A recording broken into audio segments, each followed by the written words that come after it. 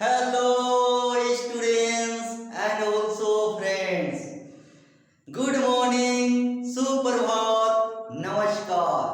So dear students, today I will discuss about the topics polynomials of to find zeros and quadratic equation. तो dear students, पिछला class में different type polynomials के अंदर terms of polynomials, degree of polynomials and their sum and product and quadratic equation का जो rules होता है उसको देखा था, डिफरेंट टाइप का डेफिनेशन देखा था। आज डियर स्टूडेंट्स डिफरेंट टाइप का जो इक्वेशन दिया हुआ है उसका जीरोस कैसे निकालेंगे एंड डिफरेंट टाइप का जो सम एंड प्रोडक्ट ऑफ जीरोस जो दिया हुआ है उसका क्वाड्रेटिक इक्वेशन पॉलिनोमियल्स में कैसे फाइंड आउट करेंगे, आज वो देखेंगे। तो डियर स्टूडेंट्स, चाहे वो स्टूडेंट्स किसी भी बोर्ड से बिलोंग्स करता हो, डिफरेंट टाइप के एग्जाम में पॉलिनोमियल्स के अंदर इस सब क्वेश्चंस पूछा जाता है एंड जनरली सीबीएसई के बोर्ड एग्जाम में भी पूछा जाता है। तो dear students, as a student point of view से कैसे माइंड में सेट करना है और कैसे प्रैक्टिस करना है और खुद से कैसे लिखना है, सारा टेक्निक मैं बताने जा रहा हूँ। आप लोगों को माइंड में सेट करने का प्रयास करना है। तो डियर स्टूडेंट्स, जो पहला क्वेश्चन है find the zeros and one का ए जो इक्वेशन दिया हुआ है x² - 2x - 8, ये क्वाड्रेटिक इक्वेशन के फॉर्म में दिया हुआ है, ये पॉलिनोमियल्स के अंदर। इससे हम लोग फाइंड जीरोस कैसे करेंगे उसको आज देखेंगे। तो डियर स्टूडेंट्स, क्वेश्चन नंबर 1 का ए दिया क्या हुआ है x² - 2x - 8। तो डियर स्टूडेंट्स, आप लोग क्लास स्टैंडर्ड 7-8 से ही पढ़ते आ रहे हैं कि किसी चीज का फैक्टराइज जो करते हैं मिड टर्म्स को ब्रेक करके, चीज वही है, लेकिन यहाँ पे क्लास 10 में और 9 में इसी को फाइंड जीरोस कहा जाता है। तो डियर स्टूडेंट्स, मैं याद दिलाना चाहूंगा कि स्टैंडर्ड क्लास 7-8 में जो आप फैक्टराइज किसी भी क्वाड्रेटिक इक्वेशन को करते थे उसी को आज 9 एंड 10 क्लास में जीरोस ऑफ पॉलिनोमियल्स कहा जाता है। तो डियर स्टूडेंट्स, ध्यान से देखिए कि इसको जीरोस कैसे निकालेंगे। तो सबसे पहले लेट मानना है px इक्वल टू जो इक्वेशन दिया हुआ है x² - 2x - 8। तो डियर स्टूडेंट्स, ये क्वाड्रेटिक पॉलिनोमियल्स के फॉर्म में दिया हुआ है, तो इसको पहले px मान लीजिए। अब px मानने के बाद px को 0 मान लीजिए। तो सिंस px इक्वल टू 0, तो therefore x² - 2x - 8 equal to 0। और वही काम करना है डियर स्टूडेंट्स जो आप लोग क्लास 7-8 में क्या करते थे, इसको मिड टर्म्स में ब्रेक करना है। तो मिड टर्म में जो टर्म्स है -2x, तो सबसे पहले first and last -8x multiple में आना चाहिए, प्लस या माइनस में -2x आना चाहिए। तो यदि इसको हम लोग x² माइनस है ना, तो यहाँ पे यदि हम लोग x² प्लस 2x - 4x यदि करेंगे तो आ जाएगा। देखिए dear students, 2x - 4x - 2x multiple करेंगे तो -8x² आएगा, क्योंकि फर्स्ट एंड लास्ट को जब मल्टीपल करेंगे तो -8x² हो जाएगा।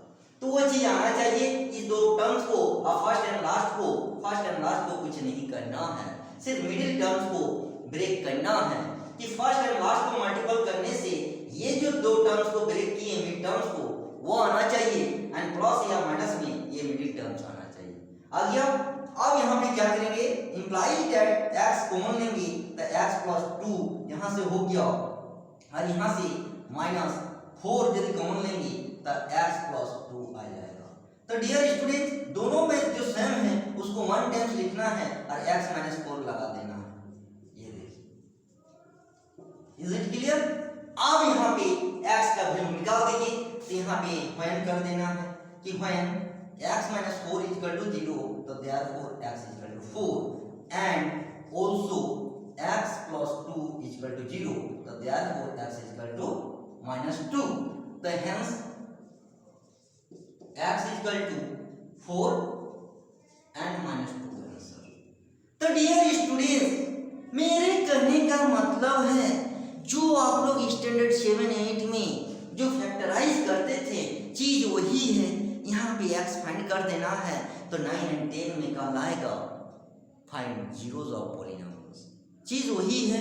तो डियर स्टूडेंट्स आप लोग को पिछला क्लास को ही माइंड में याद करने का और उसी को माइंड में सेट करने का प्रयास करना है। यहीं पे सिर्फ x का जो वैल्यू फाइंड करेंगे that is called zeros of polynomials. तो dear students question number A हो गया।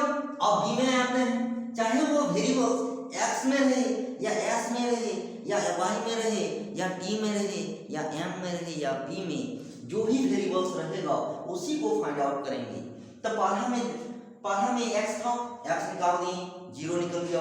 अब दूसरा में s है, s का वैल्यू जो निकालेंगे that is called zeros of polynomials, वो हो जाएगा। तो चलिए करके दिखाते हैं।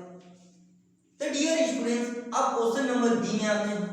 क्वेश्चन नंबर बी में दिया हुआ है इक्वेशन कि आपका 4s square minus 4s plus 1 and solution. तो लेट सेम टू सेम वही आपको करना है। यहाँ पे px लिए थे तो यहाँ पे ps ले सकते हैं। ps equal to 4s square minus 4s plus 1। तो सिंस करेंगे और ps को क्या मान लेंगे, ps को 0 मान लेना है, इक्वल टू 0। तो implies that 4s square minus 4s plus 1 equal to 0। और सेम टू सेम जो प्रोसेस जो मेथड हम लोग 1 के ए में दिखा था, सेम टू सेम वही प्रोसेस वही मेथड वही रूल्स आप लोगों को माइंड में सेट करके रखना है, क्योंकि चाहे क्वाड्रेटिक का किसी भी वेरिएबल्स के कॉन्टेक्स्ट में इक्वेशन दिया रहेगा उसी प्रोसेस से मिड टर्म्स को ब्रेक करके फाइंड आउट कर देना है। तो डियर स्टूडेंट्स अब s में है तो इसी को देखिए फर्स्ट एंड लास्ट 4 और यहाँ पे 4s है तो यहाँ पे आसानी से कर सकते हैं कि 4s square minus 2s plus 1 equal to 0, क्योंकि minus minus plus 2 to 4s हो गया, जब मल्टीपल करेंगे तो 4s स्क्वायर आ जाएगा पॉजिटिव। तो डियर स्टूडेंट अब यहाँ पे क्या करेंगे, 2s कॉमन लेंगे तो यहाँ पे 2s बचेगा, माइनस 1 बचेगा, और यहाँ पे माइनस 1 लेंगे तो यहाँ पे 2s माइनस 1 हो जाएगा।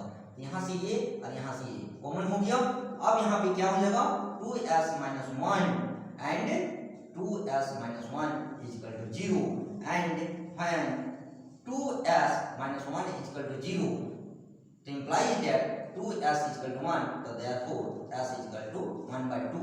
सेम टू सेम इसका भी वही चीज आएगा, तो hence करके हम लोग लिख सकते हैं कि hence s is equal to 1 by 2 and 1 by 2।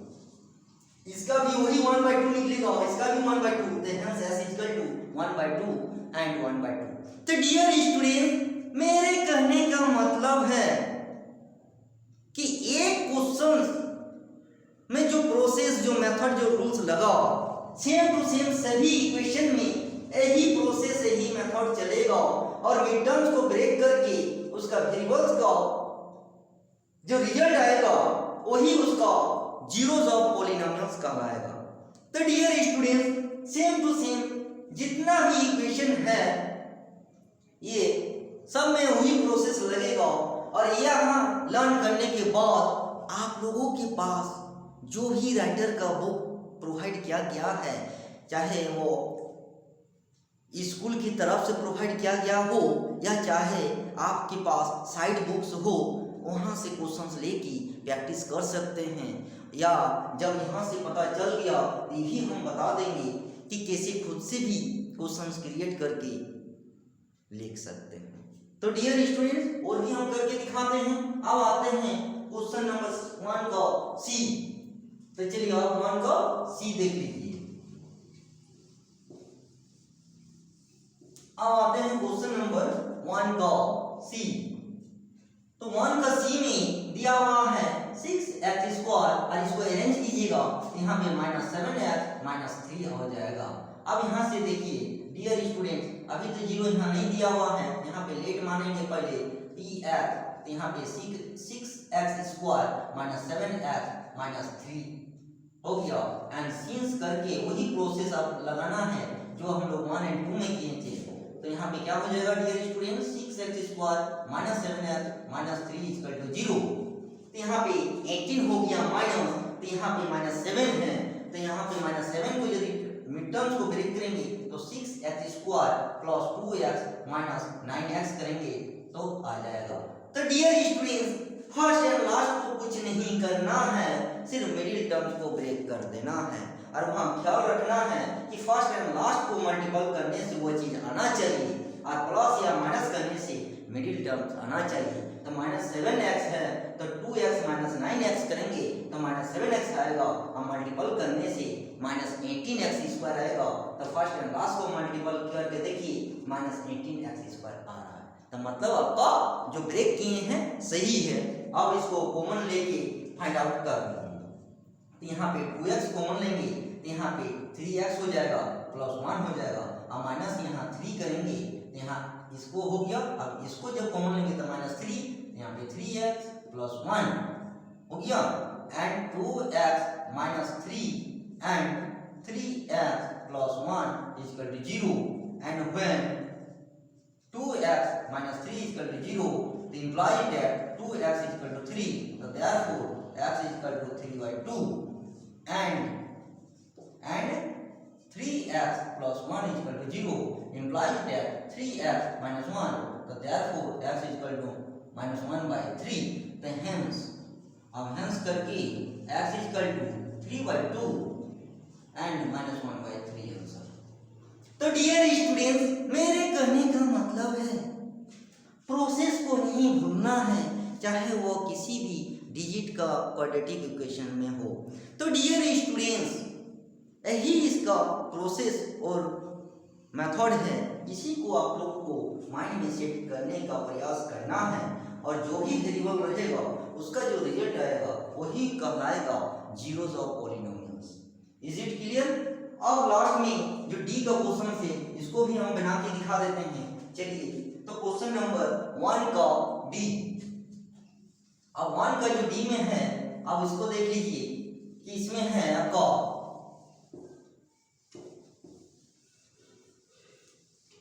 D में है 3x² माइनस x एंड -4।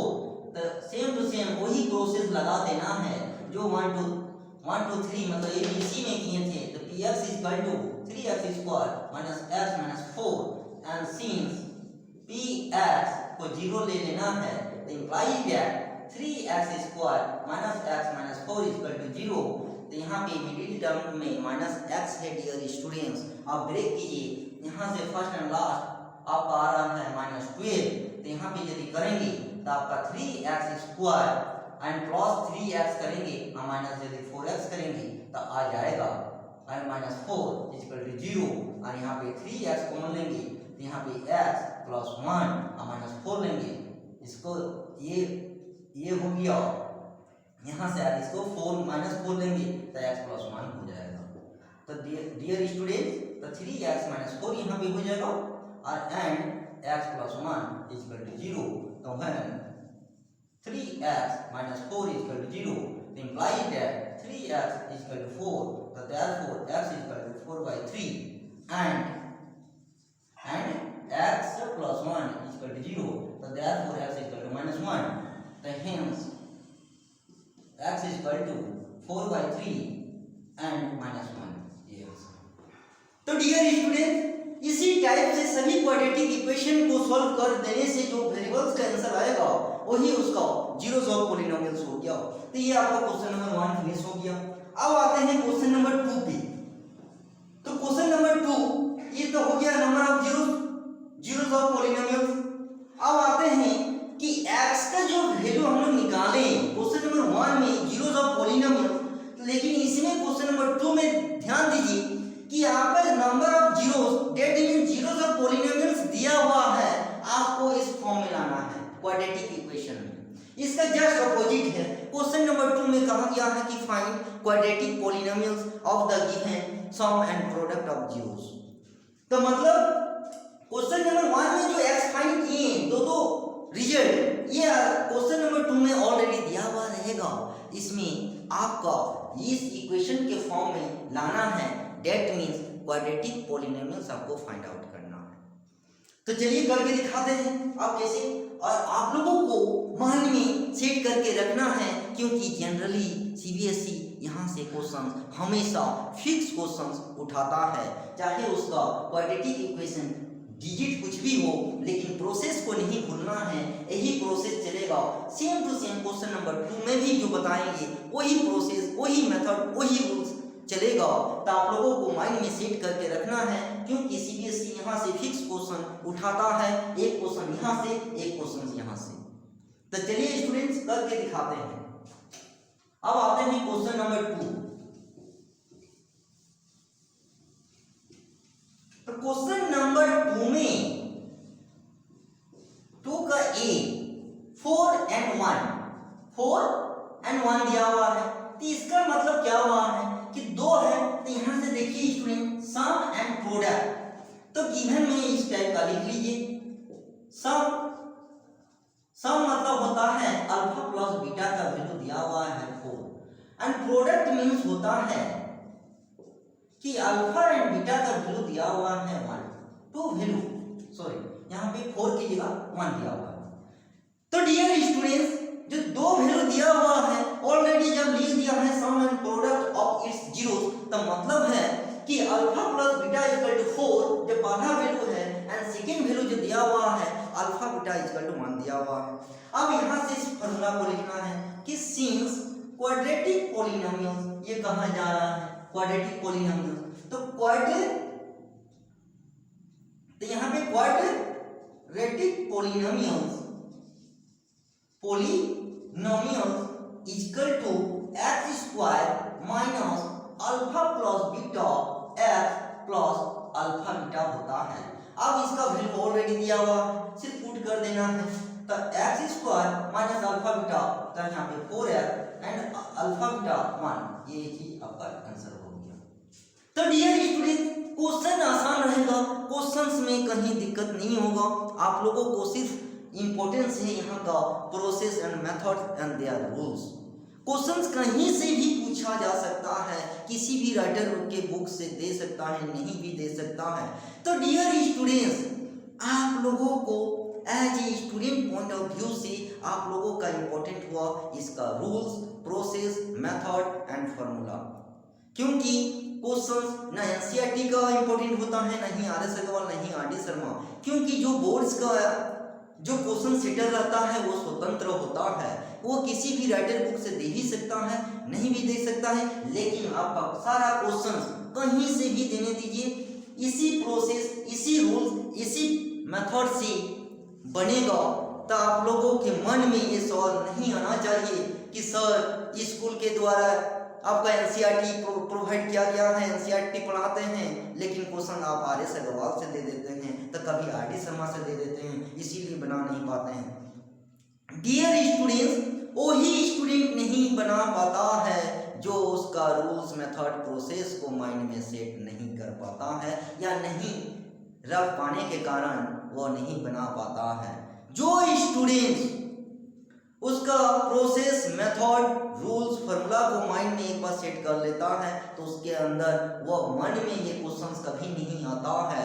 चाहे क्वेश्चंस कहीं से भी देने दीजिए, आसानी से वो सॉल्व कर लेता है और 100% मार्क्स भी ले आता है। वही स्टूडेंट्स के लिए दिक्कत होता है जब वो प्रोसेस को नहीं समझ के क्वेश्चंस को इम्पोर्टेंट देता है। इसीलिए वही सब स्टूडेंट्स क्वेश्चन राइज करता है कि सर स्कूल के द्वारा एनसीईआरटी पढ़ाया जाता है, ट्यूशन में हम आर.एस. अग्रवाल पढ़ते हैं, लेकिन क्वेश्चंस एग्जाम में एक भी नहीं ठीक ढंग से बना पाते हैं। तो डियर स्टूडेंट्स, वैसे स्टूडेंट के लिए मेरा सलाह है, वैसे स्टूडेंट के लिए मैं एडवाइस देना चाहूँगा, चाहे बुक आप कोई भी राइटर, चाहे ट्यूशन्स में पढ़िए या कोचिंग में पढ़िए या स्कूल्स के द्वारा जो भी राइटर बुक का प्रोवाइड किया गया है वहाँ से पढ़िए, चीज़ वही रहता है, क्योंकि बदलता नहीं है उसका process, method and rules and their formula सिर्फ बदलता है तो सिर्फ क्वेश्चंस बदलता है, लेकिन बनेगा यदि सही ढंग से उसको देखिएगा तो वही मेथड, वही रूल्स, वही प्रोसेस, वही फार्मूला से बनेगा। इसलिए स्टूडेंट्स आप लोगों के लिए सिर्फ इम्पोर्टेंट है किसी भी चैप्टर का, किसी भी टॉपिक्स का process, method, formula and their rules, questions कभी इम्पोर्टेंट नहीं होता है। इसलिए dear students, as a student point of view से माइंड में सिर्फ उसका प्रोसेस, मेथड, रूल्स, फार्मूला को सेट करने का प्रयास करना है, तब जाके किसी भी स्टूडेंट के अंदर या मन में कभी ये सवाल नहीं आएगा कि सर स्कूल में कुछ अलग बुक पढ़ाया जाता है, मैं कुछ ट्यूशन में अलग बुक पढ़ता हूँ, लेकिन एग्जाम में कोई भी क्वेश्चन ठीक ढंग से नहीं बना पाते हैं। इसलिए स्टूडेंट्स आप लोगों को सिर्फ प्रोसेस को माइंड में सेट करने का प्रयास करना है। और भी क्वेश्चन हम बना के चलिए दिखा देते हैं। अब 2 का बी, चलिए 2 का बी में भी देखिए सेम टू सेम यही प्रोसेस, चाहे उसका क्वेश्चन डिफरेंट टाइप का है, कभी 0 है, कभी रूट है, कभी 1 है, कभी रूट, कभी फ्रैक्शन, कभी होल नंबर, कभी इंटीजर नंबर है। क्वेश्चन देखिए घबरा जाता है स्टूडेंट कि सर इसमें तो आप होल नंबर बताएं या नेचुरल नंबर है, इसमें रूट है, 0 है, कैसे बनाएंगे, या इसमें रूट है, फ्रैक्शन है, कैसे। वही प्रोसेस से बनेगा, घबराने की कोई जरूरत नहीं है। चलिए बना के भी दिखाते हैं। 2 का बी में है 0 एंड रूट 5, तो इसके मतलब गिवन में ऑलरेडी दिया हुआ है कि सम मतलब अल्फा प्लस बीटा, यहाँ पे 0 दिया हुआ है, एंड